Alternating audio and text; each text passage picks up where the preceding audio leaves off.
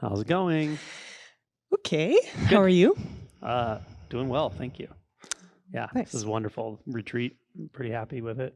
A lot of people are popping. Okay. Permission to speak freely. Of course. I feel like I need a kick in the ass, Angelo. Stand up. Yeah. I mean, as you know me. I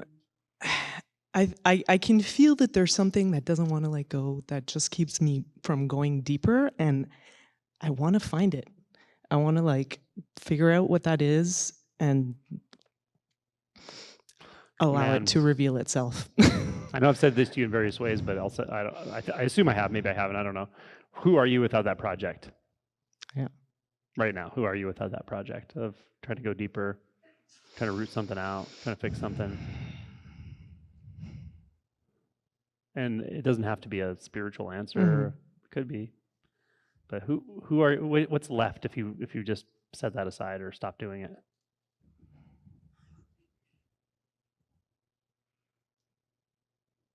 Not much. Is that enough? Doesn't feel like it. Why?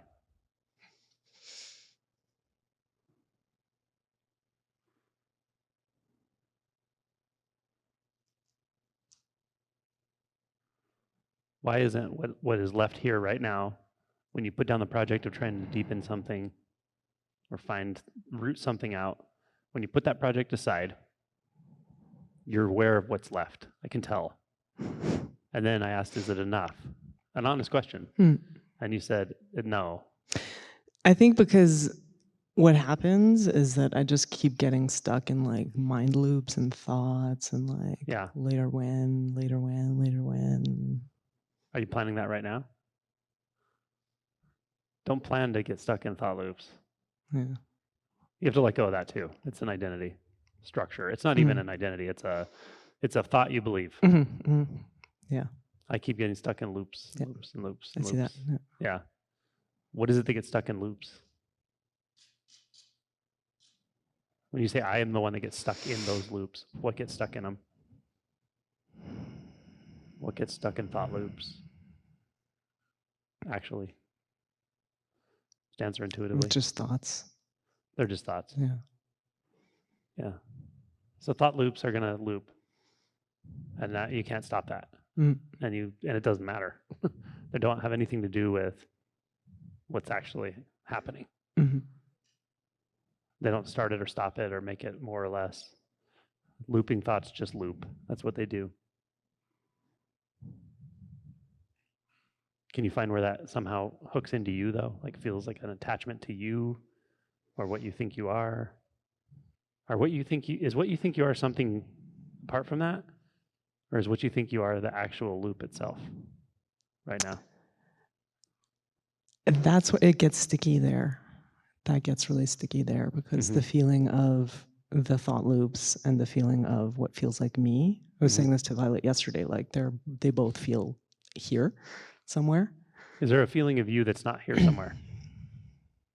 Can you find a feeling of you that's not localized to the head, or actually a sense of experience of any quality, including a very subtle one? Subtle. I think you're looking for something that's not subtle, and this is subtle. Doesn't mean it's not important. It's just not a big deal the way the mind makes a big deal of things. It's a big deal in a different way, but just because it's so subtle, that's what makes it a big deal. It's what makes it such a discovery. It's ineffable. It's not just slippery, it's beyond slippery. You can't grasp this. Because what would do the grasping? Well, that's the thing. I want to grasp it. You can't. Yeah. Sorry. What would do the grasping? A thought. Yeah. Grasping is a thought. So no grasping has ever happened. No grasping has ever happened, ever. It seems like it, but it doesn't. It's a thought. And we're still noticing that which is not moved, touched, distorted, bent, tainted by any of this stuff, right? You know it's here. It's not an it, though. So don't try to turn it into an it. Don't try to turn it into a project. Trying to turn it into a project is like trying to paint on the wind. Literally, it's a waste of your effort. And you know, sometimes you just have to exhaust yourself. Yeah. And stop doing that. Yeah. It's like there's a funny old, sarcastic, probably wouldn't do well in this day and age, but it did well when it came out. Bob Newhart playing a therapist, and the guy comes in, he's like, I get so mad when my wife does this and does that and that. And he just goes on and he just goes, stop it. And he's like, the patient's like, what? He's like, stop doing that. Stop doing that. Just stop doing that. You know, that's kind of how it has to be sometimes with this whole project of me and the me that wants to awaken or awaken more, and which thoughts are important and which aren't. It's all kind of a project. It's all kind of the same project. Yeah. And sometimes you just got to get tired of doing it. Yeah. It's like beating your head against the brick wall until you finally realize it just feels good to stop. Uh-huh. Yeah. And I think, you know, I always think you do good work. You're sincere with the inquiry. You're sincere with the looking. But like, this is a weird analogy. I don't know why this came to me. I'm trying to make an analogy of growing up. But like a child, the phase of being a child has its certain things that matter for that phase, and you should be doing those things. Like when your tooth comes out, you should put it under the pillow for the tooth fairy to come. Not because you believe in the tooth fairy, just because you want $1, right? Or whatever. So it makes sense for the child, but when you get older and all your teeth have come out, it doesn't make sense to like start pulling your teeth out to put them under the pillow. Like that part of that phase of your life is over. So I'm telling you, I'm being honest because I know you, especially, I know this. The phase of your spiritual life where you need to keep figuring out a practice, it's over. It's already over. It's just over. Like in the way you're doing it, in the way you're trying to come up with a new practice, go a little deeper, find the next thing. The sort of spiritual unfolding, it doesn't feel linear, and it also doesn't feel like kind of this, how to say this, the qualities of the shifts that occur in awakening as things go, let's say, deeper, for lack of a better way of saying it, it doesn't feel the same all the way through. So some of the qualities are very different. One of the qualities here is like this kind of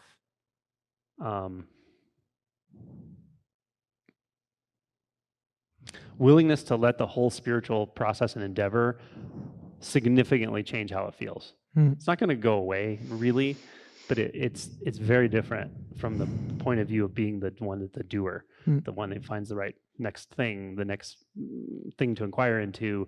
Like I say frequently, and it's true, wait till things come to you. You know, wait till things come and don't go digging around.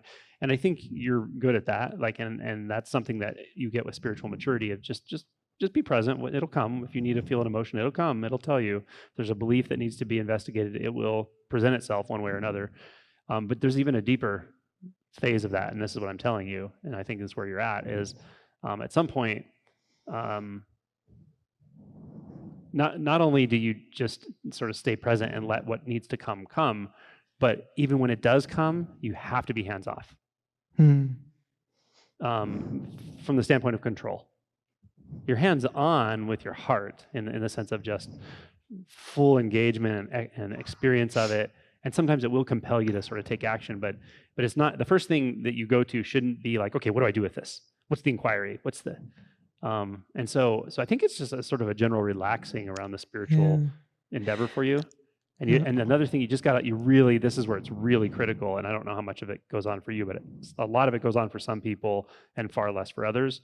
Some people really don't seem to have this, which is interesting, but at this point, you also have to let go of the comparison between you and anyone else, like completely. Because if you start thinking about how this person woke up and what that person said, it'll just get so confusing so fast, and those thoughts will become so meaningless, and they can be counterproductive. It's just not about anything you've ever heard, anyone you've ever heard from, or even anything that happened to you in the past. It's really about presence now and trusting it so deeply that you don't need a specific technique. You don't need to go to a technique right away. You don't need to go to the project right away. You have to let go of the project and really let things soften and start just trusting life. Does that feel right to you? Yeah, I mean, like, so I went to a different retreat 2 weeks ago, and I came out of it like really feeling like things were starting to shift in that sense for me, like feeling like, okay, and I came here really just with like, okay, no expectations, no pressure, no like just let this go. And it's like as I go into it, then the control thing starts to come in, and then Perfect. like, yeah. Perfect. See, because now you're going to see control as an object more than as you're identified with it. Mm-hmm. Yeah. Do you see the difference? Yeah. It's a huge difference, actually. Yeah. Well, that's actually the and it benefit will come of the when you last feel retreat. contracted, when you feel energetic, like when you feel contracted or intense emotions.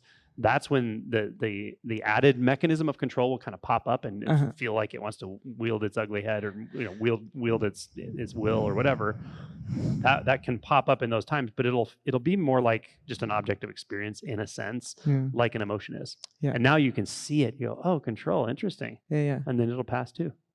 But before it can be way different than that. It's like, there's emotions, there's intensity, but control is, you're so identified with control, it's very hard to see. And someone will try to tell you and you'll get pissed off, right? You're like, hey, you're trying to control this. No, I'm not. And it's so you're at this part now where it's like a significant part of you has really let go of control.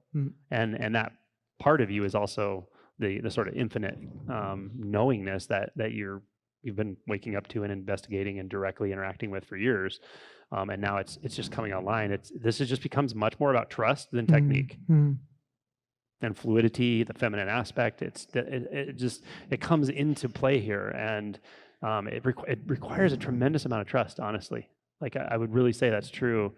Reflecting on my own experience of like not needing a spiritual project anymore, not needing techniques anymore, not needing inquiries as my go-to, as a sense of control. And paradoxically, then at some point you may notice when an inquiry will actually work perfectly here, and it'll be obvious, and it'll kind of almost do itself, and it'll just solve its problem, and you'll just move on, like a koan. But they're almost spontaneous. But it's not a go-to. It's not like Well, I've been noticing, like I was before, I was like trying to work with who am I, or trying to work trying to work with like these inquiries that people say I should be doing, and just did not work for me at all. And what's been happening now is I've been getting just more naturally curious about what's happening in my experience, and that's happy. It makes me happy. Me too. Truly. It feels good. Yeah. It's changed. Stuff is changing in a very deep place with you, and when it does change in a very deep place, it's a different kind of adjustment. Like it's not the kind of gross practical adjustments of life changes, of like end of a relationship or a new job or this happens or an illness. Those require sort of very practical, pragmatic, structured changes and so forth. This is more like, I can really feel things changing and shifting, and the sense of identity is so thin at some point that it's like, oh, I don't have to orient to the shifting and changing anymore. It's kind of like you're melting into it now, and as everything, as all the senses in the entire environment. It's cool, huh? Yeah, it feels like more enjoyable now. With that natural curiosity, and also that, like in that last retreat, it was the dyad retreat, and one thing that was really easy to see, or that like came to me, I guess, was like seeing all of the different personalities. Lubina was reading a thing about masks earlier, and like that was like I could see like, oh, the controller's here, oh, the professional's here, oh, the like doubters here, oh, like all this stuff, and so much easier to not be identified with it and just see that thing is there now. That's huge. Yeah, that's huge, really. Yeah, to recognize identity. I don't want to use the term object too much, but in this setting, it's helpful to recognize identity as an object, and not as the subject, and not as the world, is a huge insight. It's a very big insight. It may not come with an experiential, a mystical experience, but it's a big and a very important insight to recognize the nature of identity as it arises, and to see it's actually it's not anything. It's a strong tendency. It's a behavioral tendency. It has a lot of beliefs associated. It has a history. It's sort of intertwined with emotions and stuff. But it's not you. That's awesome. You're in a good place. Yeah. Yep. Don't look for big fireworks anymore. You don't need that. Cool. Yeah. Thank you. Thank you. Glad you came up.